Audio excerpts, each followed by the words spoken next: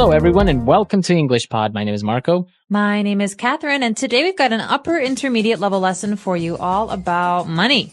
That's right. We are trading money. We're actually negotiating in this very popular topic nowadays, the whole foreign exchange market. Okay, so we're talking about currency, which is the money of different countries. For example, the currency of Ecuador is... the US dollar. Yeah. Hard to believe, but true. I'll tell you all about it later. Okay.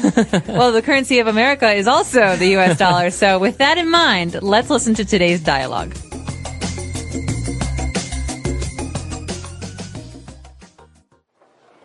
Hey, John. I haven't seen you in ages. What's new? What have you been up to? Pete, nice to see you. Well, on top of the norm, wife and kids and work, I've actually gotten into doing some trading. Trading? You, big guy? What are you trading? Currencies. Currencies? As in euros, dollars, pounds, and rupees? It's called Forex, foreign exchange. The great thing about it is that I don't have to invest a huge amount. I put in a margin deposit and then I can buy and sell up to 100 times that much. I don't understand. You're buying and selling money? You got it. Just last night I made $150. Last night? Yeah, it's a 24-hour market. I'd bought some renminbi earlier at a low asking price, but last night it appreciated drastically. So I made a split-second decision and sold all of my RMB at an amazing bid. I've also done some trading with Swiss francs and Australian dollars and Hong Kong dollars. I've made some good profits, but I've also suffered some losses. It depends on a lot of factors, just like any other market. In total, I've made about $500 in the past few months. You're kidding. I'm on. Where do I sign up? All right, we're back. So this guy is trading currencies, as we heard. And, well, we're going to talk about a lot of the specific vocab that he used about this topic. So why don't we take a look at some of those now in Language Takeaway. Language Takeaway. Well, the first thing I think we should talk about is one of the first things that he says, actually. Peter says, I haven't seen you in ages. I haven't seen you in ages, right. So, obviously, he hasn't seen him in a long time, and that's what in ages means. That's right. So, we haven't seen each other in ages. Mm-hmm. So, what other ways can we use in ages, or the word ages? Well, you could actually say, it's been ages. So that means it's been a long time. It's been a long time, or we haven't gone out for ages. Okay, so then you can use it with for ages. For ages, in ages. So the key word here is ages, which means a long time. Long time. Okay. And, well, he hasn't seen him in ages, and the guy's like, well, you know what? I've actually gone into trading. So that means he started doing some trading. Right. Now, trading is a very broad word because you can trade, as in this case, currencies, which is basically to buy and sell currencies. But you could also trade stocks, right? Mm-hmm. You can trade stocks, or even people that are involved in import-export. They are involved in trading. Trading. So basically, trading is buying and selling something. Right. So you're trading. You are exchanging a product for money, or money for a product. But the difference is you're not actually making any products. Right. Mm-hmm. Okay, so that's called trading. You're not really manufacturing anything. You're just exchanging goods and services and money. All right, so that's for trading. Now, moving on, he was explaining how the foreign exchange market works, and he says, I don't have to invest a huge amount. I put in a margin deposit, and then I can buy and sell up to 100 times that much. So, Marco, here's the question. What is a margin deposit? Because a deposit is basically money that you invest somewhere or that you pay in. Right. Well, basically, a margin deposit is like a percentage. So he basically puts in a percentage of what he intends to buy. So, for example, a margin deposit of $1,000 might be $1 or $10. Okay, so maybe if it's $10, you're talking about a 1% margin. Mm-hmm. Exactly. So that's what he means by a margin deposit, and that's why he explains that you don't have to have a large amount of money in order to trade in the foreign exchange market. You just put in a margin deposit, and then you can work around that. Well, it sounds pretty easy, but then he explains some more details about it, and it gets to be a little bit more complicated. That's right. He explained about how he makes money and how he bought some Chinese renminbi. And then he sold it because it appreciated drastically. So he bought it when it was cheap and he sold it when it was expensive. So the price changed. Right. So this kind of price change, when something goes from cheap to expensive, it's called appreciating. Appreciation. So the verb is to appreciate. It's very different from using it in the sense of you appreciate someone, right? Like, oh, I really appreciate you. Yeah, no, it's very different. We could say this about most goods or investments. For example, my parents bought a house in 1970, and the value of the house has really appreciated over the last 40 years. So now the value is much, much greater. And actually, just mentioning it while we're on the topic, to appreciate, as you say, is something becomes more expensive. The opposite, when something becomes cheaper or maybe the value goes down, is to depreciate. Depreciate. So that D at the beginning means it's going down. Right. Okay, and moving on to our last word for language takeaway. So when he was talking about selling the Chinese currency, he said that he sold it at an amazing bid. Okay, let's talk about bid here. B-I-D, bid. What does this mean? So to bid is to place an offer for something. Okay, so for example, at an auction, when someone is selling many old objects or some art, I can bid $100. Right. And maybe someone doesn't accept my bid. But if they do accept my bid, then I pay for it. Right. So basically, a bid is just another way of saying an offer. You're offering a certain amount of money for that product or that service. And you see it a lot, for example, on eBay, right? That's right. So eBay is an auction website, basically. And someone who's selling someone can see many, many bids, and they select the best bid. Exactly. So that's what a bid is. So that's all we have for language takeaway. Let's move on now to Fluency Builder. Fluency Builder.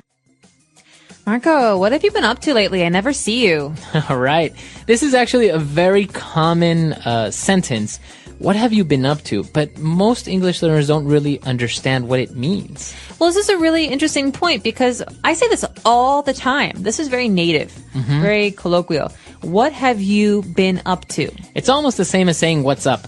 What's up? Or where have you been recently? What have you been doing recently? Right. How's your life?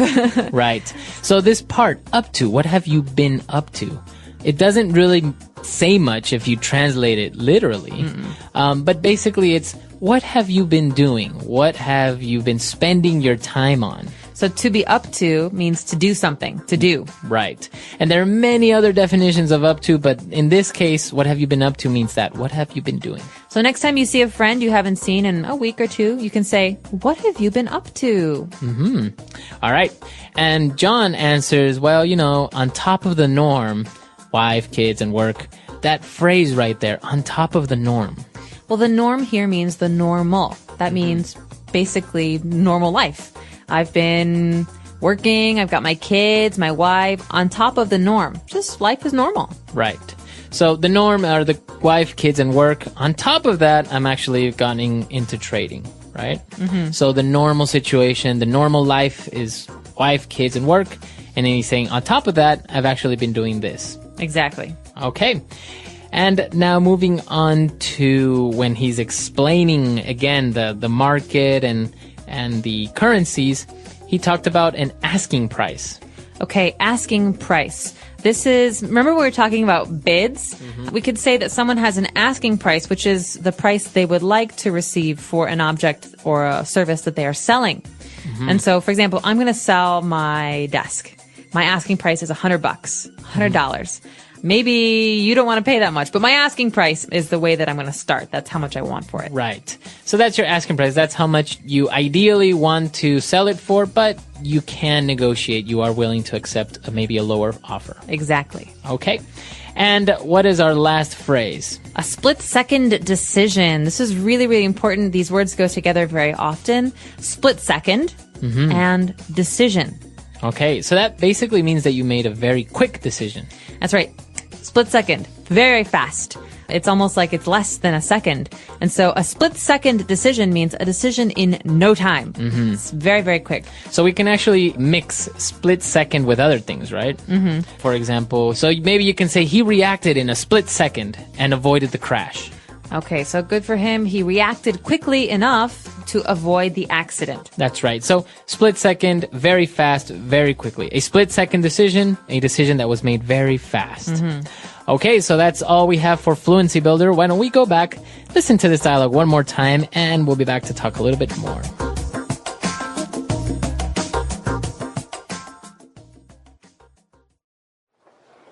Hey, John. I haven't seen you in ages. What's new?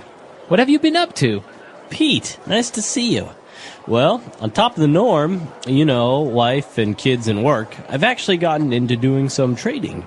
Trading? You, big guy? What are you trading? Currencies. Currencies? As in euros, dollars, pounds, and rupees?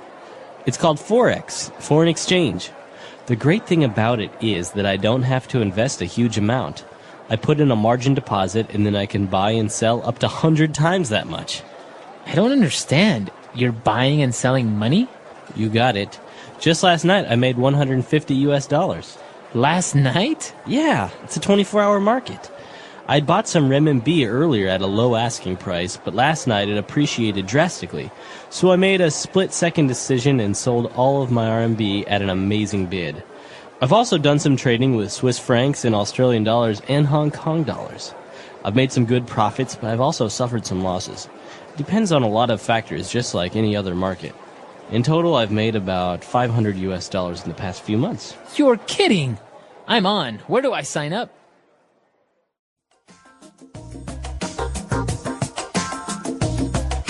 So, Marco, you have to explain this to me. We're talking about currency today. So every nation has a currency. For example, in the dialogue, we learned that India has rupees. Pounds are in Britain. Britain has pounds, and Australia has Australian dollars. America has American dollars. But you just said earlier that Ecuador has American dollars too. That's right. Actually, Ecuador went through a very difficult economic situation in late 1998, early 1999, where there was hyperinflation. So basically, there was an inflation that was very, very, very large. So that means that the old currency lost its value very fast. Exactly. So, for example, if the currency before in Ecuador used to be sucres. So if 10 sucres was $1, all of a sudden it was 50 sucres was $1. Oh, wow. So, and it got to the point where goods and services went from 3,000 to $1 to 25,000 to $1. Oh, okay. So people have bags full of money and it's not really worth anything anymore. Exactly. So what happened was the central bank couldn't absorb this currency depreciation. They couldn't really regulate prices. Obviously, salaries were about the same, so you have a lot less money comparatively. And so the government decided that there were two options. Either they would follow Argentina's example, what they did a couple of years before, and set a fixed rate. So in Argentina, it's 3 pesos to $1. Or we would just get rid of our currency and just use US dollars. So that's what they did, right? They use US dollars, and now if you ever travel to Ecuador, you will use US dollars. The same exact bills that you use in the US are the same exact bills in Ecuador. So no need to exchange currency. No need to exchange currency, and that's why I guess there are many factors that people say are a lot better. For example, trading has become a lot less complicated because now you're negotiating in US dollars as in everywhere else in the world. But then other things, as you know, not having a national currency also affect. So there are a lot of things going on, but it's an interesting topic. Very interesting. Well, so maybe for those of you who are listening, you could tell us about your country and your currency.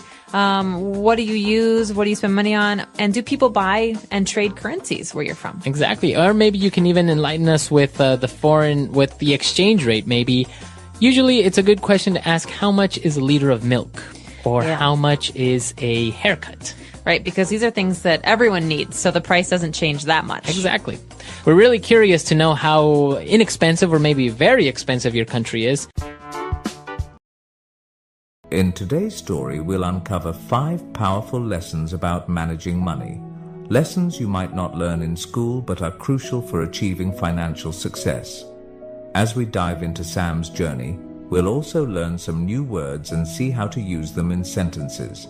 This will help us practice English in a fun and easy way. So, stay with us till the end. Once upon a time, in a bustling little town, there lived a 27-year-old man named Sam. One afternoon, he sat on the side of the road, lost in thought. Despite working hard for 5 years, his life hadn't improved. Sam wondered if there was a way to escape poverty and achieve true wealth. As he strolled by a grand mansion, something compelled him to step past the tall iron gate without permission. Little did he know, this daring act would lead him to a life-changing lesson about money. From afar, he saw an elderly man sitting on a garden bench with a cup of coffee in hand. This man was Mr. Hayes, the mansion's owner, a wealthy but humble and generous soul. Sam approached him, politely apologizing. "I'm sorry for entering without permission, Mr. Hayes." Recognizing Sam, Mr. Hayes was surprised by his sudden visit but welcomed him kindly, curious to know why he had come. Sam took a seat beside Mr. Hayes and began, "Sir, I've worked for 5 years, earning a decent wage, yet my life hasn't changed. I don't splurge, but I just can't seem to get ahead. Do you have any advice on how someone like me could become wealthy?" With a warm smile, Mr. Hayes replied, "Anyone can achieve wealth, Sam, including you." He continued, "I'll share 5 principles about money that you won't learn in school. Follow these carefully, and I assure you, you'll find yourself on the path to financial success." Eagerly, Sam listened as Mr. Hayes began. "The first rule," Mr. Hayes said, "is to spend less than you earn. This is the foundation. If you don't master this, you can't move on to the other steps. For example, if you make $5,000 a month, set aside at least $2,000. If it's $3,000, save $1,000. Avoid expenses that exceed your income, whether loans or gambling. Even with a 6-figure salary, without this rule, you'll remain in debt."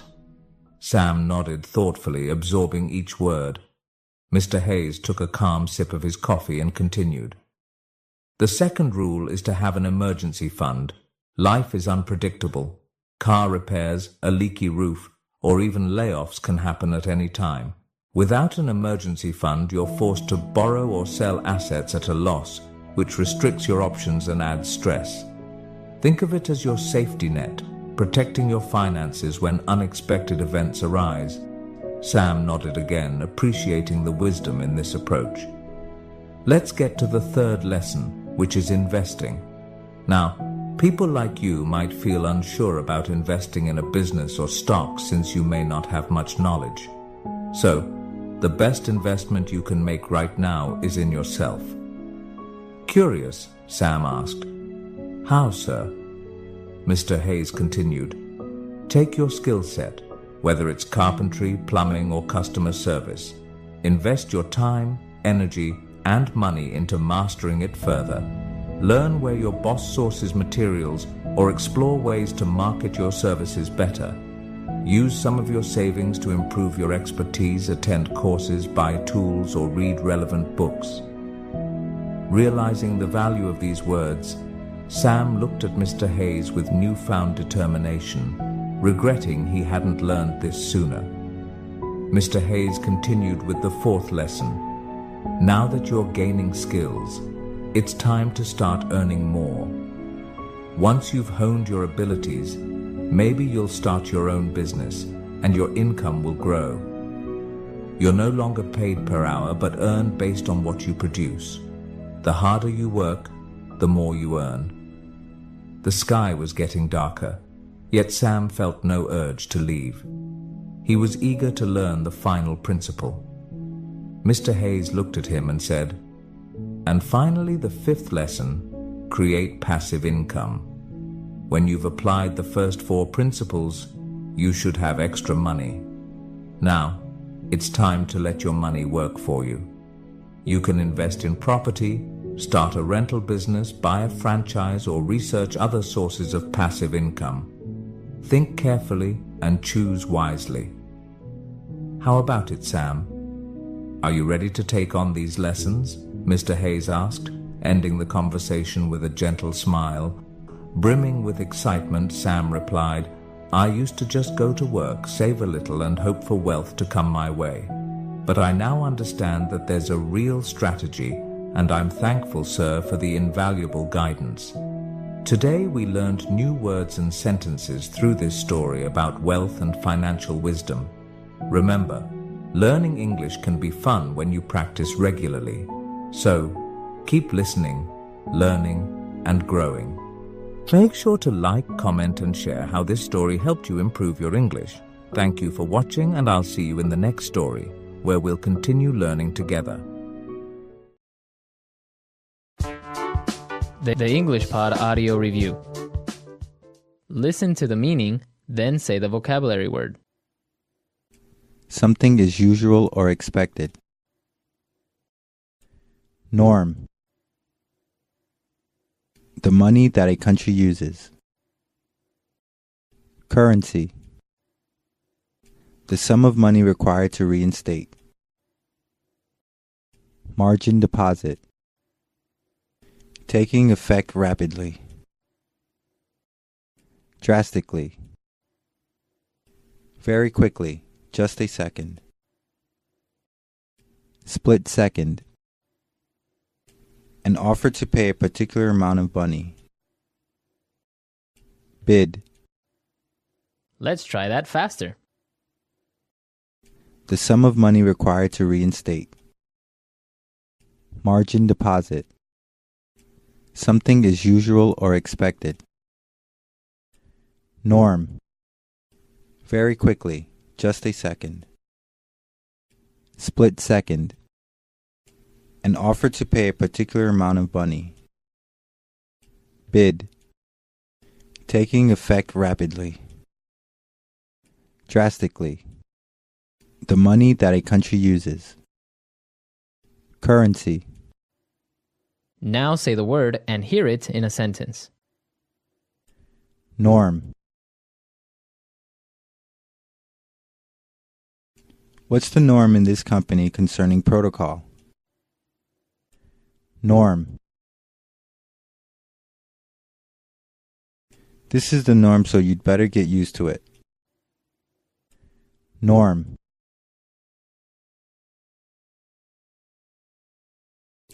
Delivery, McDonald's, and street vendors are the norms around here.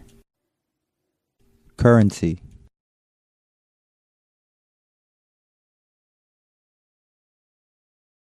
Before I went to France, I had to change some of my Canadian currency into euros. Currency. What's the currency in this country? Currency.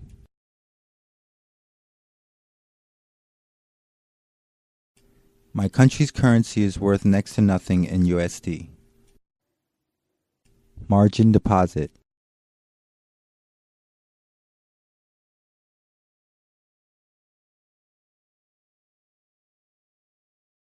He decided to start with a margin deposit of GBP 100.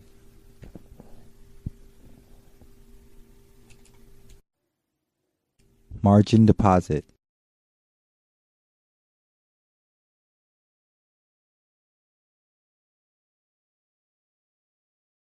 I can't believe that I can trade with USD 1 million deposit when I've only put in a margin deposit of USD 10,000. Margin deposit.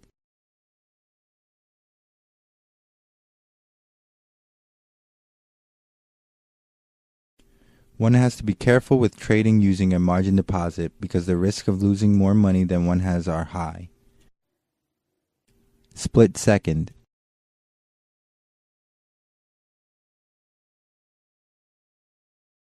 The gang members were closing in on me fast, so I made a split-second decision to run instead of fight. Split second.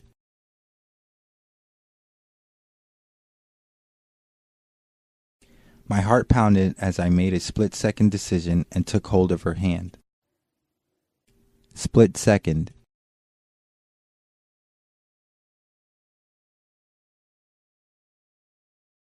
My split-second decision to try a trick on my bicycle in order to impress my friends didn't end well. Bid.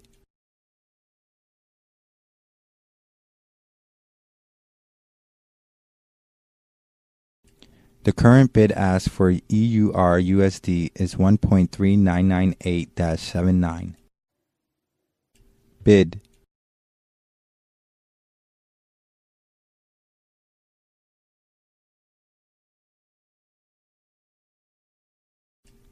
I bought euros at an ask of $1.4235 and sold British pounds at a bid of $1.5001. Bid.